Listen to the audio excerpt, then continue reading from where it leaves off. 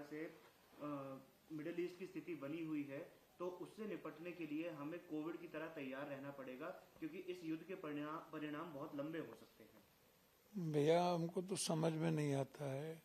Trump कहता है कि हम ईरान को ख़त्म कर दिए, एक रात में ख़त्म कर देंगे।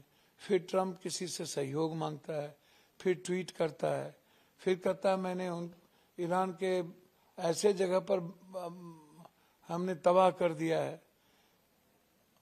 अब ट्रम्प सही बोल रहे हैं कि हमारे देश के प्रधानमंत्री जी को पता है ही कि इजराइल की क्या स्थिति है। तो प्रधानमंत्री जी जो बात कह रहे हैं, ये बात बहुत पहले कहने की जरूरत थी। तो इसका सबसे बुरा असर पड़ेगा। तैयार रहना चाहिए क्या मतलब? हम लोग को हाथ खड़ा कर देना चाहिए कोविड की तरह, घर में खड़ा हो जाना है। गैस, किसी को गैस तक नहीं मिल रहा, कहाँ से किया जाए? आप मुझे बताओ ना, कौन सी ऐसी परिस्थिति आएगी जिसमें कि गैस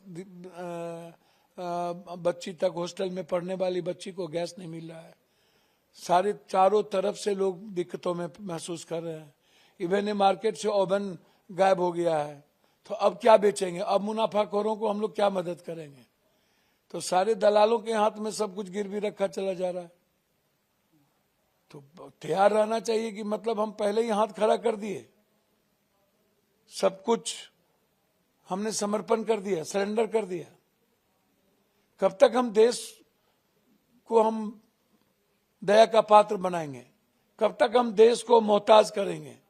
कब तक हम कभी शमशान में लाइन लगाएंगे, कभी नोटबंदी में, कभी जीएसटी में, कभी डीजल में, कभी खाद में, कभी किसानी में, और अब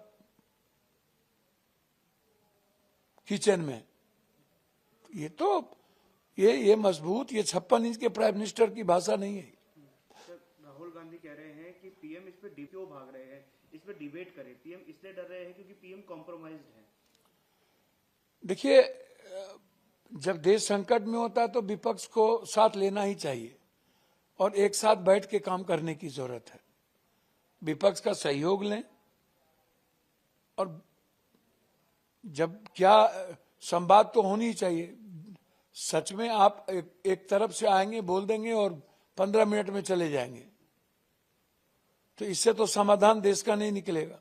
समाधान हम सबको मिलकर निकालना होगा। और जब देश संकट में है, ऑलरेडी है, और मिडिल ईस्ट कंट्री का सबसे बुरा असर हमारे कंट्री पर पड़ेगा, चाइना पर, रूस पर, अमेरिका पे नहीं, तो फिर ऐसी परिस्थिति में सबको एक साथ आना की जरूरत है। प्रियंका गांधी कह रही है इस पर चर्चा की। निश्चित पार्लियामेंट में चर्चा तो होनी चाहिए, बिल्कुल होनी चाहिए।